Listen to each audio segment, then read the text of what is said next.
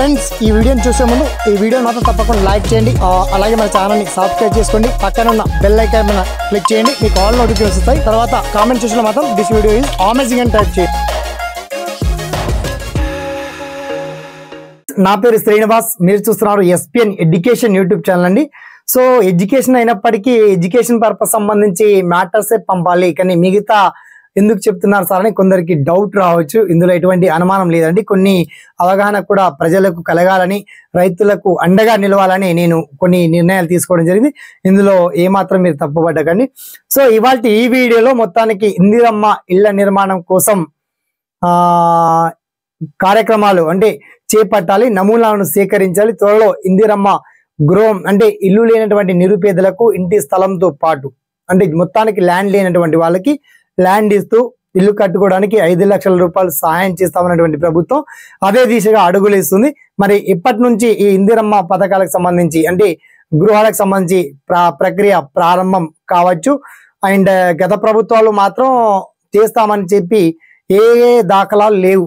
Okay, ఇల్లు నిర్మాణాలు కావచ్చు, ఇంటి పంపిణీ కార్యక్రమాలు కానీ అవన్నీ వేస్ట్ అయిపోయాయి, మీరు చూసారు కాబట్టి. ఓకే, సో ఇవాళ ఈ వీడియోలో ఇందిరమ్మ గృహ నిర్మాణాలు ఎప్పటి నుంచి ప్రాసెస్ స్టార్ట్ అవుతుంది అండ్ ఎవరికి ఇస్తే బాగుంటుంది ఆ డీటెయిల్స్ షార్ట్ కట్ లో మనకు మంత్రి మాట్లాడుతూ మిగతా వివరాలన్నీ క్లియర్ గా తెలియజేశారు కాబట్టి ఆ పర్టికులర్ డీటెయిల్స్ అని మనం షార్ట్ కట్ తెలుసుకుందాం. ఓకేనా?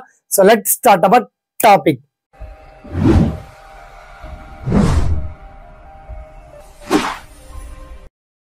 సో ఫ్రెండ్స్, ఇక ఇందిరమ్మ గృహ నిర్మాణాల కోసం చూస్తే కనుక నిజంగా వైఎస్ఆర్ పీరియడ్ అండ్ మన్మోహన్ సింగ్ ప్రధానమంత్రిగా ఉన్నప్పుడు కూడా ఆ హాయంలో కూడా భారీ ఎత్తున నిజంగా రుణమాఫీ చేస్తామన్నటువంటి ప్రభుత్వం కాంగ్రెస్ ప్రభుత్వం అక్షరాల 50,000 రూపాయలు కేవలం చిన్న సిగ్నేచర్ తో ఒక్క సిగ్నేచర్ తో రాష్ట్రం మొత్తం ఉమ్మడి ఆంధ్రప్రదేశ్ రాష్ట్రంలో ఒకే రోజు చాలా మందికి 50,000 ఒకే విడతలో మాఫీ అయిపోయాయి. మీరు చూసారు ఈ విషయం.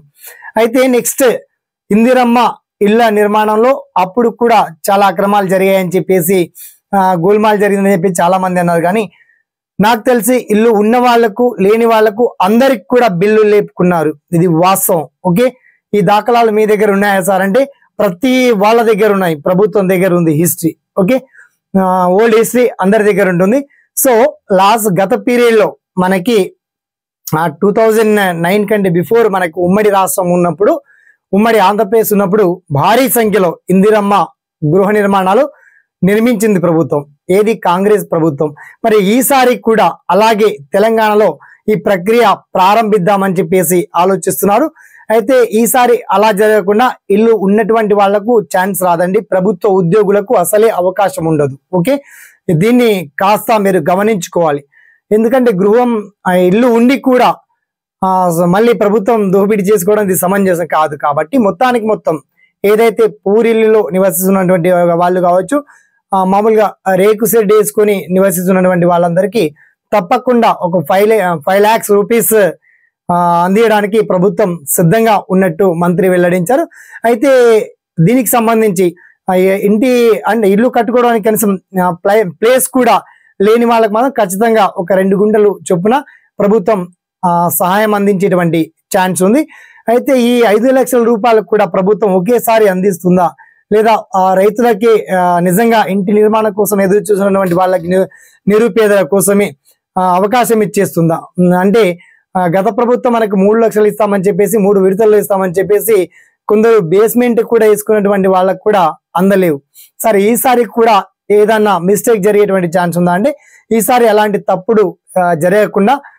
తప్పిదాలు జరగకుండా జాగ్రత్త పడాలని చెప్పేసి అధికారులకు దిశానిర్దేశం చేస్తూ రేవంత్ రెడ్డి కూడా చాలా క్లియర్ గా రాష్ట్ర గౌరవ ముఖ్యమంత్రి మాట్లాడుతూ హామీ ఇచ్చారని. మొత్తానికి అతి త్వరలో దీనికి సంబంధించి ఒక కీలక ప్రకటన అప్డేట్ రాబోతుంది ఒక 2-3 రోజుల్లో. ఆ తర్వాత మనకి జనవరి లేదా ఫిబ్రవరి మార్చి ప్రాంతంలో మనకు ఇందిరమ్మ గృహ నిర్మాణాల గురించి మరి మొదటి విడతలో 2 విడతలు ఆ విడతల వారికి ప్రారంభిస్తారా?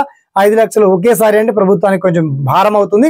కానీ ప్రారంభించిన తర్వాత 5 లక్షల వరకు పూర్తిగా అందించేటువంటి బాధ్యత మాత్రం ప్రభుత్వం ఖచ్చితంగా తీసుకుంటుంది. ఓకే, ఇది హోప్స్ గా చెప్తున్నాను. కానీ ఎందుకంటే వచ్చేటువంటి సర్పంచ్ ఎంపీటీసీ ఎలక్షన్స్ తో పాటు ఎంపీ ఎలక్షన్స్ కూడా ఉన్నాయి అండ్ పక్క రాష్ట్రంలో ఏపీలో కూడా ఎలక్షన్స్ ఉన్నాయి. కాబట్టి మన తెలంగాణలోనే అభివృద్ధి జరగాలి, మార్పు అనేది జరగాలి. ఇక్కడ నుంచి జరిగితేనే కాంగ్రెస్ పార్టీకి అనేది బేస్మెంట్ అనేది స్టాండర్డ్ గా ఉంటుంది. సెంట్రల్ పార్టీ కాబట్టి మరి మిగతా రాష్ట్రాల్లో కూడా అధికారంలో రావాలంటే తెలంగాణనే ఆదర్శంగా తీసుకుంది వాళ్ళ సోనియా గాంధీ. తెలంగాణ తల్లి, నిజంగా తెలంగాణ రాష్ట్రాన్ని ఇచ్చినటువంటి తెలంగాణ తల్లిగా ఇవాళ తెలంగాణ రాష్ట్రాన్ని అభివృద్ధి దిశగా తీసుకుంటూ మిగతా రాష్ట్రాల్లో కూడా మళ్ళీ అధికారంలోకి వచ్చేటువంటి ఆలోచన చేస్తున్నారు. కాబట్టి మొత్తానికి ఎవరికైతే ఇల్లు నిర్మాణం కోసం ఎదురు చూస్తున్నారో వాళ్ళకి ఎక్కువ సమయం లేదని ఒక వారం 10 రోజుల్లో ఒక మంచి శుభవార్త వింటారు. దీనికి సంబంధించి మీకు వచ్చేటువంటి డౌట్స్ కావచ్చు, సలహాలు కావచ్చు, ఇప్పటికే పాత లిస్టు ప్రకారం చూస్తే జిల్లాల వారీగా అండ్ రాష్ట్రాల వారీగా, గ్రామాల వారీగా ఎవరెవరికి నిజంగా ఇల్లు లేవు, అసలు నిజానికి పూరిలో ఎంతమంది నివసిస్తున్నారు, లేదా రేకు సెట్ వేసుకొని ఎంతమంది నివసిస్తున్నారు, ఆ లిస్ట్ ఉందండి. వన్స్ మీరు చూడొచ్చు. ఆ లిస్ట్ వీడియో కింద మీకు లింక్ ఇచ్చాను. వన్స్ మీరు ఓపెన్ చేసి చూశాక పర్టికులర్ డీటెయిల్స్ అని చాలా వెల్ అండ్ క్లియర్ కట్ గా మీకు లభ్యమవుతాయి. అయితే మీ జిల్లాలో మీకు కొన్ని యాప్స్ కూడా వీడియో కింద లింక్ ఇవ్వడం జరిగింది. ఎవరికి నిజంగా ఇల్లు లేదు, ఎవరికి ఇల్లు ఉండి కూడా లేనట్టు చూపించారు, ఆ లిస్ట్ చూస్తే మీరు పరేషాన్ అవుతారు. కాబట్టి ఏం పరేషాన్ కాకుండా ప్రశాంతంగా వన్స్ ఆ లింక్ ఓపెన్ చేసి చూస్తే మీకు క్లారిటీగా నిజానికి మన గ్రామంలో ఇంతమందికి ఇల్లు లేవు, ఎవరికి నిజానికి ఇవ్వాలి, ఇది కూడా జీపీ గ్రామ అధికారులు కూడా ఒప్పుకోవాల్సి ఉంటుంది. కాబట్టి గ్రామ సెక్రటేరియట్ కావచ్చు, గ్రామ సర్పంచ్లకు కూడా పర్మిషన్ ఇచ్చేటువంటి అధికారం ఉంటుంది. కాబట్టి కాస్త మనం కూడా మన ఆత్మసాక్షిగా కాస్త పెద్ద మనసుతో ఓర్పుగా ఆలోచించుకోవాల్సి ఉంటుంది. నిజానికి ఇల్లు లేనటువంటి నిరుపేదలకు ఒక వారం 10 రోజుల్లో ఒక శుభవార్త వింటారు. మొత్తానికి ఇందిరమ్మ ఇళ్ల నిర్మాణానికి ప్రభుత్వం కంకణం కట్టుకొని సిద్ధంగా ఉందని చెప్పడంలో ఎటువంటి సందేహం లేదు.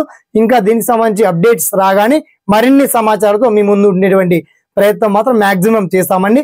అయినప్పటికీ మీకు చాలా రకరకాల చిన్న డౌట్స్ ఉంటాయి, సలహాలు ఉంటాయి, సందేహాలు ఉంటాయి.